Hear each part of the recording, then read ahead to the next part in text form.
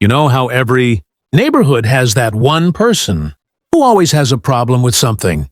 Well, ours had Karen, the type who kept a measuring tape in her pocket to check fence heights and carried HOA rule books like they were the Bible. It all started one evening when my dog, Max, let out a few barks in the backyard. Max wasn't just any dog. He was a massive German shepherd, strong yet calm, with eyes that seemed to understand everything. He rarely barked unless something unusual was happening. But Karen? Oh, she couldn't stand the sound. That night, as the sun dipped low, I saw Karen peeking over the fence with that signature scowl of hers. She shouted, "Your mutt won't stop barking! I'm calling the police." I tried to explain. "Karen, he barked because a raccoon ran across the yard. He's trained to alert me. He's not a nuisance." But she wouldn't listen. She pulled out her phone right then and there, loudly reporting a dangerous, aggressive dog disturbing the peace. I shook my head, thinking this would be another one of her ridiculous complaints. But this time, Karen had unknowingly opened the door to a shocking twist. Not even 20 minutes later, I saw the flashing lights of a patrol car slowly rolling down our street. Karen strutted out onto her porch, arms crossed, Victoria's smile plastered on her face. "Finally," she muttered, "they'll take that beast away." 2 officers stepped out, and with them, a K9 unit truck. My heart sank for a moment. I thought, oh no, Max is going to be misunderstood. But Max stood tall beside me, calm as ever, tail wagging lightly, waiting. Karen pointed, yelling, "That's the dog! That one right there! He's dangerous!" Barking nonstop and scaring the neighborhood. The officers exchanged a look. Then one of them crouched slightly, eyes locked on Max. That's when it happened. Something I'll never forget. The K9 unit officer gave a short whistle, and their own trained police dog stepped out of the vehicle. Instead of barking or growling, the dog walked straight toward Max. And then, in front of Karen, in front of everyone watching, the police dog bowed its head to Max, almost like it was showing respect. The officers froze, eyebrows raised. One whispered, "No way." Karen's smirk fell instantly. She had no idea who or what she was dealing with. The street had gone silent. Even kids who were playing ball earlier froze, watching the unbelievable moment unfold. Karen's jaw practically hit the floor. She stammered, What is this? Why is that police dog bowing to his mutt?" One of the officers stepped forward, eyes fixed on Max. His tone shifted from casual to serious. "Ma'am, that's no ordinary dog. Where did you get him?" I swallowed hard. It wasn't exactly a secret, but I never talked about it around here, especially not with someone like Karen. I cleared my throat. Max was a retired K9. He served in the military before I adopted him. Karen gasped so loudly it almost sounded fake. "Military? Ha! That's just some story you're making up to keep your nuisance around. Dogs like that don't end up in these small neighborhoods." But the officers didn't laugh. They didn't even look at her. Instead, the K9 handler knelt down, motioned Max forward, and held out his hand. Max stepped closer, gave a short bark, then sat down firmly at my side, never breaking eye contact with the handler. The officer's expression softened into something I can only describe as respect. He knows the commands. Old-school military training. Only a handful of dogs still respond like that. "What's his name again?" "Max," I replied quietly, resting my hand on his head. Karen stormed closer, flailing her arms. "This is ridiculous. You can't just believe him. That dog is loud, dangerous, and clearly disturbing the peace." The second officer finally turned to her, his patience thinning. "Ma'am, barking alone isn't a crime. And what we just witnessed proves this dog is trained and disciplined, far more than most family pets." But the first officer wasn't done. He looked me straight in the eye and asked, "Do you mind if we test something?" I hesitated but nodded. "Go ahead." He gave a sharp hand signal, one used only in advanced K9 training. To my shock, Max immediately stood, stiffened, and positioned himself as though awaiting deployment. The officer's brows lifted high. He turned to his partner and muttered, "Unbelievable. This dog's a veteran." Karen's face turned red as a tomato. She screeched, "Stop treating him like some war hero. He's a noisy mutt keeping everyone awake at night." That's when Max did something none of us expected.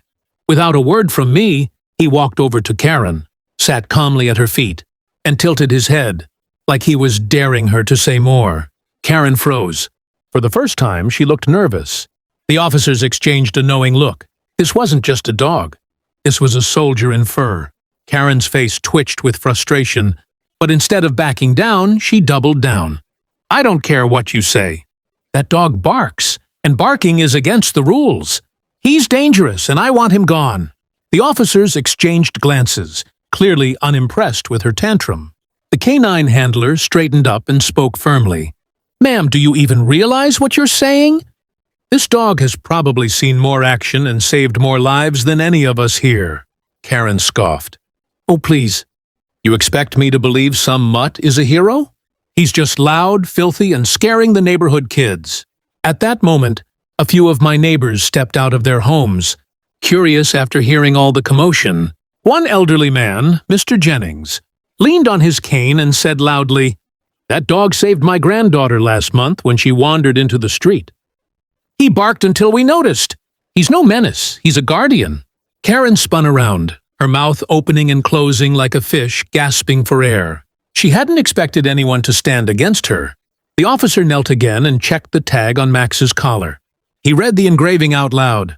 "Sergeant Maximus, 21 missions completed." The silence that followed was heavy.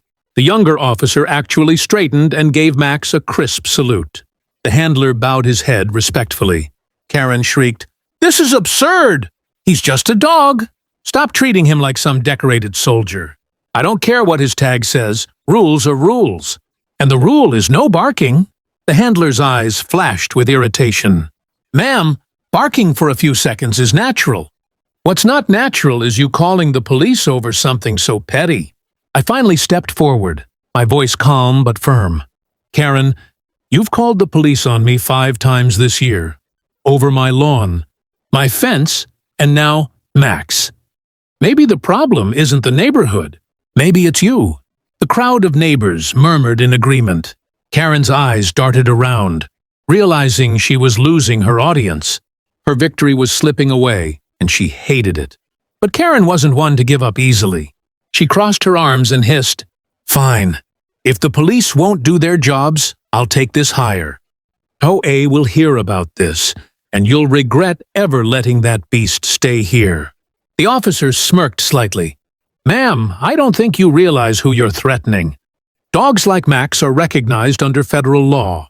Interfering with him could get you into serious trouble." Karen's smug look faltered. For the first time, she looked genuinely worried. "And Max?" He simply sat back down at my side, calm as ever, as though he knew the battle wasn't over. Yet. Karen's face twisted into something between rage and desperation. She jabbed a finger at Max, nearly trembling. "You think this mutt is above the law? Watch me! I'll get him removed if it's the last thing I do." The officer sighed, clearly done with her antics. "Ma'am, you're dangerously close to filing a false report. Do you understand how serious that is?" But Karen wasn't listening. She whipped out her phone, dialing furiously. "Huh, yes, this is Karen from Maple Street. There's a dangerous animal here, and the police refuse to act. You need to send someone immediately." The officers rolled their eyes. One muttered under his breath, "Unbelievable." Within minutes, the HOA president, Mr. Thompson, arrived, looking flustered. He stepped out of his car and rubbed his temples the second he saw Karen. "Karen, what now?" She pointed at Max triumphantly. "That beast! He's barking and disturbing the peace. You need to enforce HOA rules and get rid of him." But Mr. Thompson didn't even glance at her. His eyes locked on Max, then widened in shock. Slowly, he walked over, knelt down, and whispered, "I'll be damned." "Sergeant Max?" Karen blinked. "Wait, you know this mutt?" Mr. Thompson straightened, his voice shaking slightly. "Know him? I served with him. That dog was part of my unit overseas. He saved 3 of my men when an ambush hit us." The crowd gasped. Even the officers looked stunned. Karen's mouth fell open, but no words came out.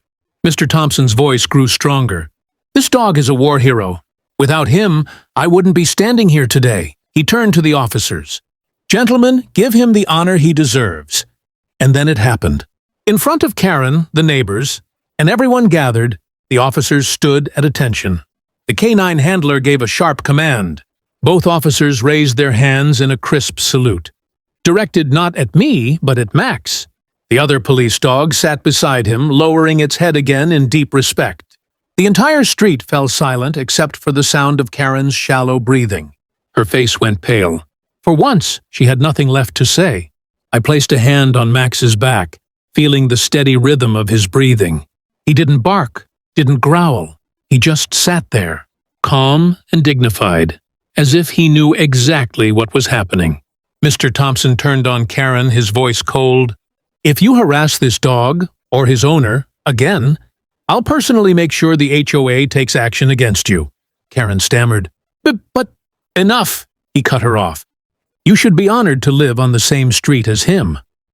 With that, Karen stormed back into her house, slamming the door so hard the windows rattled. The crowd slowly dispersed, but the respect in their eyes lingered. Max had gone from nuisance to legend in a single night. And as the canine officers drove away, one of them leaned out the window, giving a final salute. To Sergeant Max, the dog who still commands respect. Enjoying this dramatic Karen showdown? Hit that subscribe button to catch more unbelievable neighborhood stories. Also, give this a like if Sergeant Max earned your respect, and drop a comment below. What would you have done if Karen had called the cops on your dog?